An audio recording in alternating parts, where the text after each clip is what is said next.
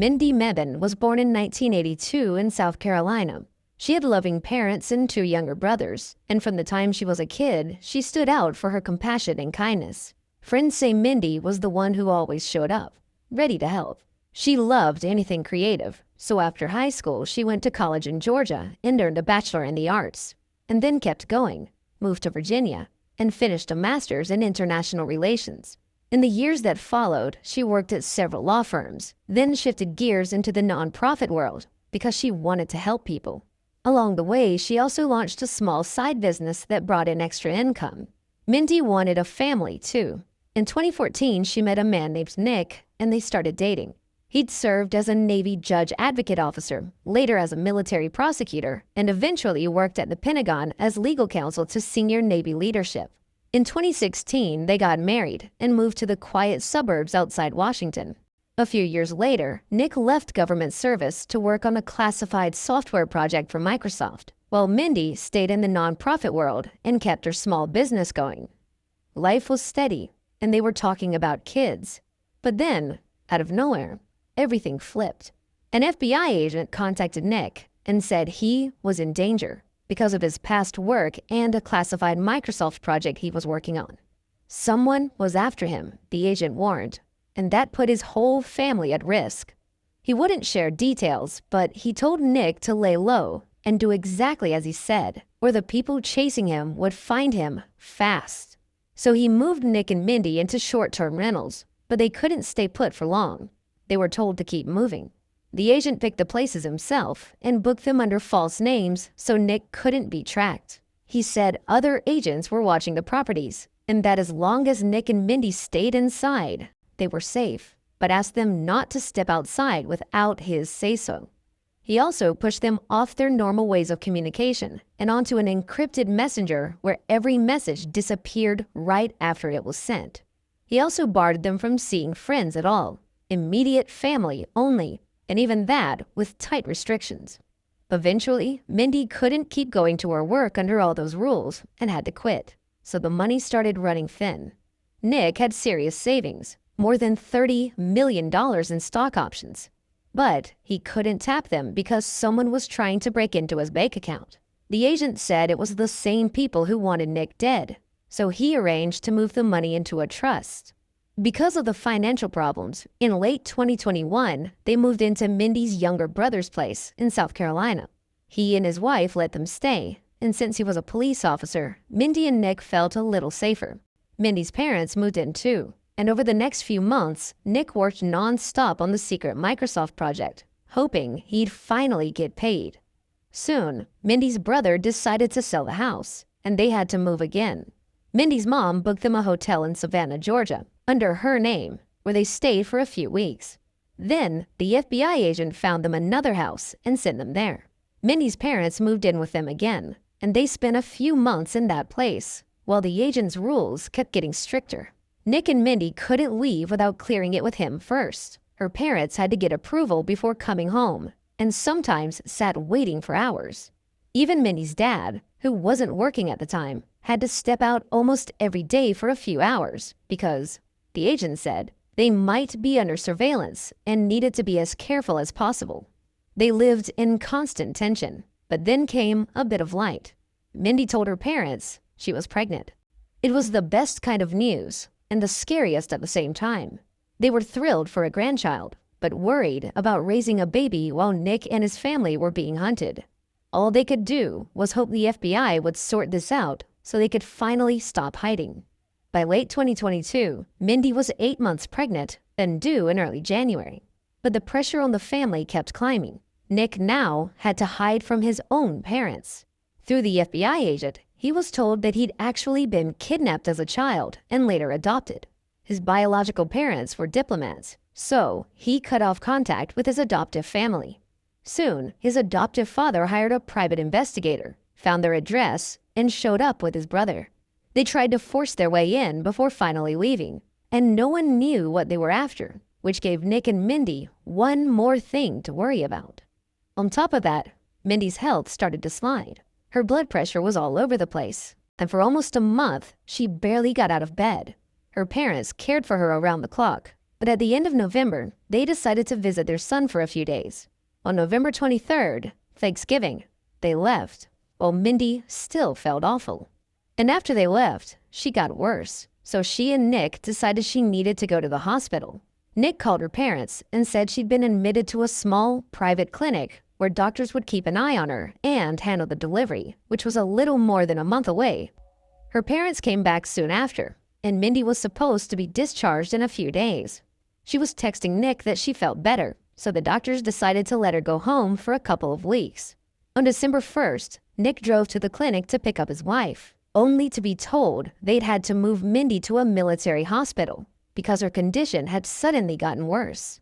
The hospital was on a military base, and Nick went there right away.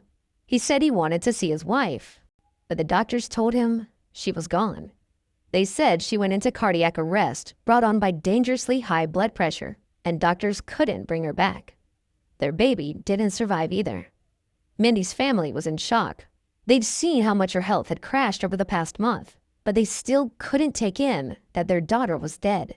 And they couldn't even see her body because they didn't have clearance to enter the base. A little later, Nick went to collect her remains for a funeral, but the hospital told him she'd already been cremated without the family's consent. They said her ashes were in neighboring Alabama and gave him an address where he could pick them up.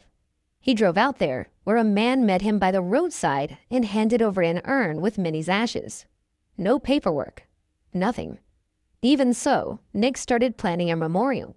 In the meantime, he rented an apartment for Minnie's parents because it was unbearable for them to stay in the house where they'd all lived in those last months. He kept in regular contact until late February 2023, but he suddenly vanished. A few days later, Mindi's parents got a letter from the FBI agent saying Nick had been in a serious car crash and was in a hospital in critical condition. He wouldn't say which hospital because he said Nick was still in danger, and the fewer people who knew where he was, the better. Months later, another letter arrived saying Nick had died. Everything about it felt wrong, and Mindi's parents started to wonder if both Nick and Mindi had been killed, maybe by the same people who'd been hunting him for years. But there was nothing they could do, and they were left to live with it, not knowing this was only the beginning. In May 2023, about 6 months after everything that had happened, Mindi's mother got a call from police with a story that shook her to the core. It started on December 2nd, 2022, the day after Nick went to pick up Mindi and was told she'd been moved to a military hospital. A hunter in Georgia headed into the woods outside Savannah. As he walked past a shallow ditch, he noticed something strange and moved closer. To his horror, he realized it was a woman's torso, missing the head and legs. He called police right away, and before long, investigators and agents from the Georgia Bureau of Investigation were on scene. While the medical team worked to remove the torso, officers began sweeping the area for more evidence. Soon, they got another call. A second hunter, a few hundred yards away, had found a plastic storage container, and next to it, a knife with the handle wrapped in a disinfecting wipe. Detectives figured those items were probably tied to the torso and kept searching the woods. The next day, the same hunter went to a different spot about 2 miles away. As soon as he pushed deeper into the trees, he came across a human leg. That same day, canine units were deployed, and the dogs led officers to a second leg and a container stained with what looked like blood, then to a buried cache of women's clothing, soaked in blood and cut into small pieces, with disinfectant wipes scattered nearby, and a lot of empty trash bags. When the medical examiners reviewed the remains, they put the time of death between November 27th and November 30th, just days before the discovery. And while they couldn't name a single definitive cause, it was clearly a homicide. There were multiple stab wounds along with classic defense injuries, and the body had been dismembered using a saw and a knife. A few days later, search teams with dogs found the victim's head, buried a good distance from everything else. And there was an obvious mark from a heavy blow. Even so, police still couldn't identify her. There were no fingerprints in any database, no DNA to match against, and checks on recent women in the county turned up nothing. The head was badly decomposed, which meant they couldn't say with certainty what the victim looked like. So detectives turned to a specialist, a forensic artist known for reconstructing faces from skulls. About 2 weeks after the remains were found, the Georgia Bureau of Investigation released a composite of the victim along with a basic description. They were hoping someone would recognize her, but nothing useful came in. That went on for a while, until investigators put out an updated, sharper sketch and added a more precise timeline. Experts now believed she'd been killed on November 27th, and the new sketch finally broke the case open. A woman named Heather called and said the face looked a lot like the wife of her ex-husband, a man named Nick Cassidus. She told them she'd seen Nick with Mindi a few years back, and the sketch was a strong match. Detectives took the lead seriously, but they couldn't find any recent trace of Mindi or Nick. So they turned to genetic genealogy and sent the DNA to a lab. Over the next few months, specialists built out a family tree that led straight to the victim's relatives, which is why, in the end, they reached out to Mindi's mother. She was stunned by what she was hearing, but agreed to provide a DNA sample, and the test confirmed the victim was her daughter. It was Mindi. The family was in disbelief and walked investigators through the story they'd been living for years. How unknown people were supposedly hunting Nick, how the threat put everyone around him at risk, how Mindi had died of cardiac arrest during late pregnancy, and how Nick had then been in a horrific car crash that, they were told, killed him too. Detectives found the whole thing hard to swallow because there were no official records of either Mindi or Nick being dead. And if both had really been in hospitals, that absence of paperwork was almost impossible. So they started tracing Nick's last known steps and ran the plates on the car he'd bought shortly before everything went down, which turned up at a junkyard almost completely burned out. A detail that, on the surface, fit the story about a serious car crash.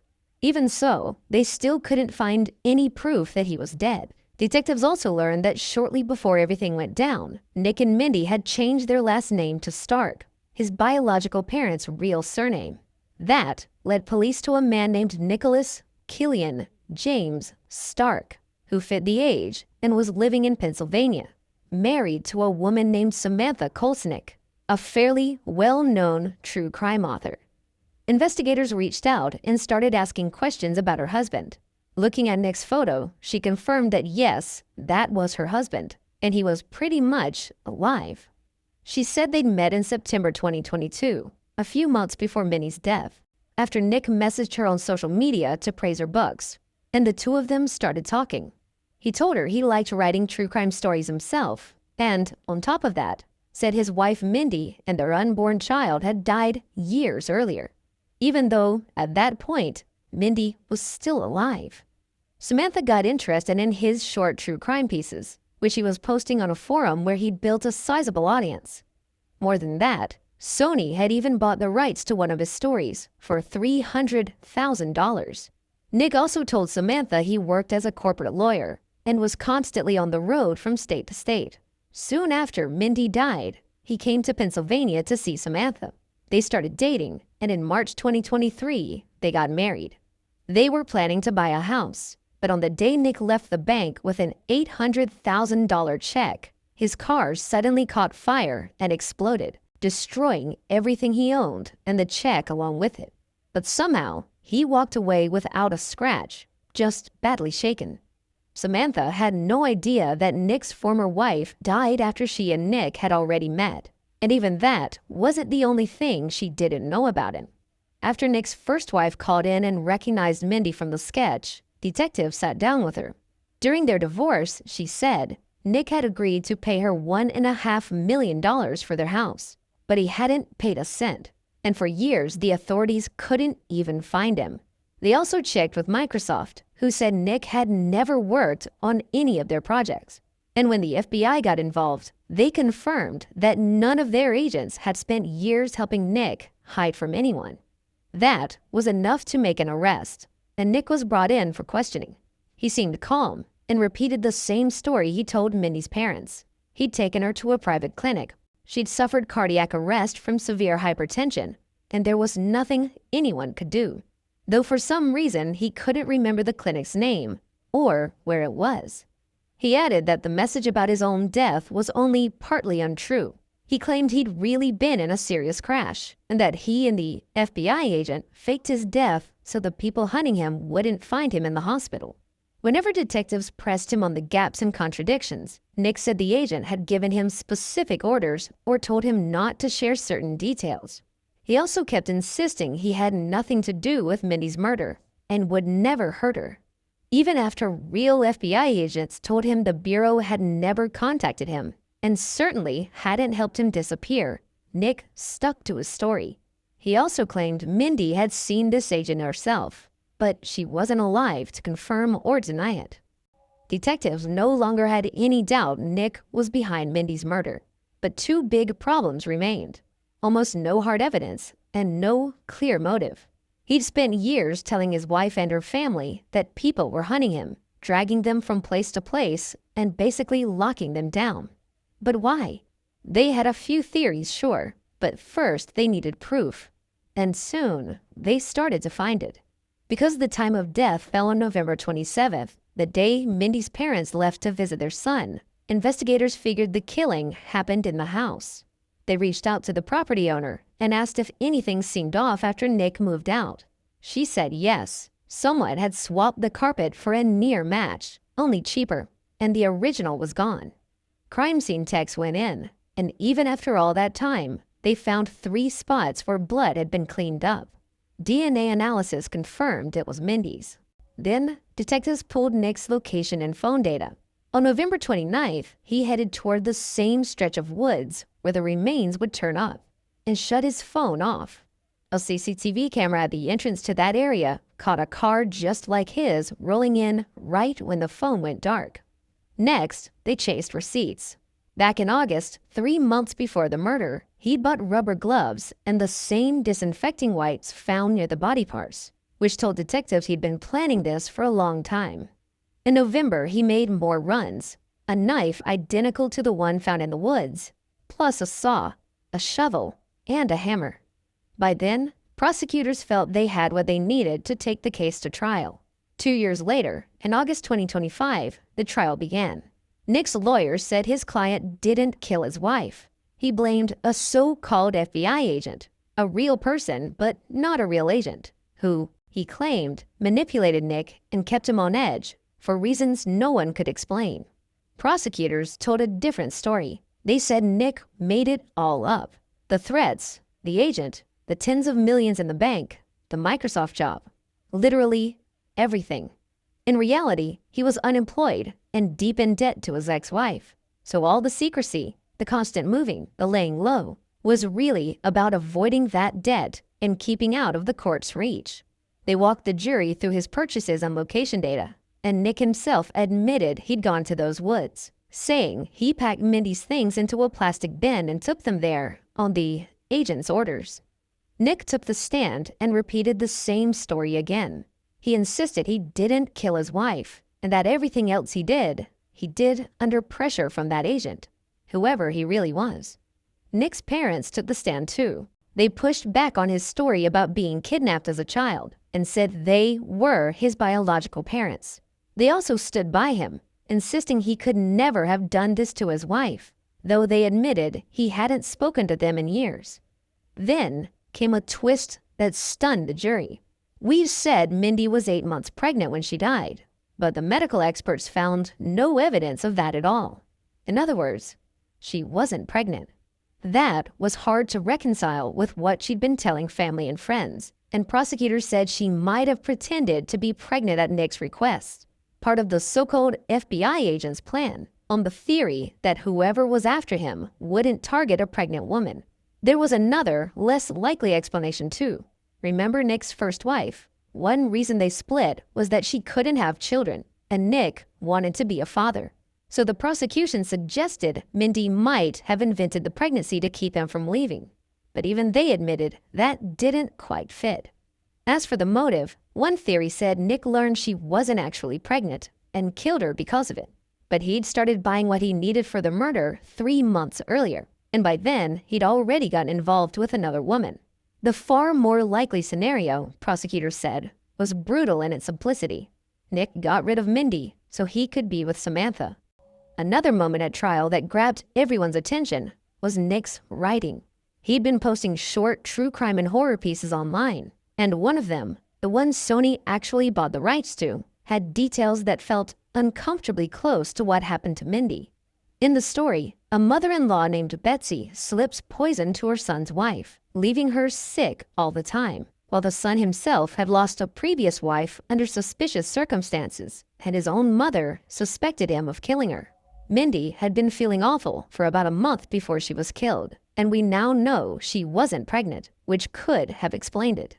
The medical experts didn't find poison in her remains, but there's a theory that Nick could have been dosing her with something that wouldn't leave obvious traces, though no proof of that ever turned up. When the case finally went to the jury, it took a little over an hour. They found Nick guilty of murder. He got life without the possibility of parole, plus another 25 years. So, this incredibly tangled story did reach an ending, even if a lot of it still doesn't add up. Share your thoughts on this story in the comments section, and don't forget to press the like button if you enjoyed my video. Thank you for watching.